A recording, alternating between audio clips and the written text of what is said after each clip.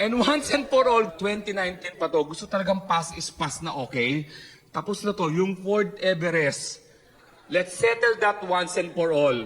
Hindi po kami nag-marketing strategy ng Fort Everest. Tumanggap po ako ng letter, katabi ko po yung asawa ko. Tapos binasa ko sa tabi niya, sabi ng Ford Philippines, Dear Mr. Calleja, we would like to recall your Fort Everest because of airbag malfunction. Natutuwa ako sa Ford Philippines kasi concerned sila sa Fort Everest ko. Ang problema, wala akong Fort Everest. Pagtingin ko sa wife ko, wala na yung puti ng mata niya, itim na lahat yan.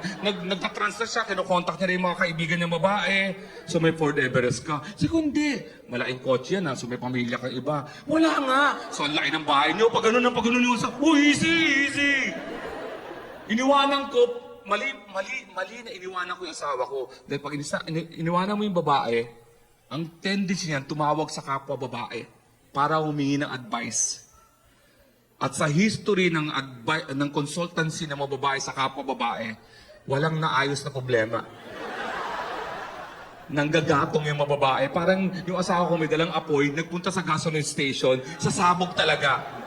Kaya pag uwi ko, nalaman ko talaga 2 level ang galit ng babae. Dahil sa Fort Everest na yan. Yung unang level, okay lang yun. Yung pagdating ko, sabi ng anak ko, Daddy, natutulog na si Mami, bukas na rin kayo mag-usap. Okay lang yun. Ang problema yung level 5. Alam mo yung level 5, yung pauwi ka, nagdadrive ka pa lang, yung anak mo tumatakbo sa daan, hinaharang yung kotse mo, Daddy! Huwag ka na munang umuwi. Aayusin namin ang libing mo. Yan, huwag ka na muna umuwi, promise.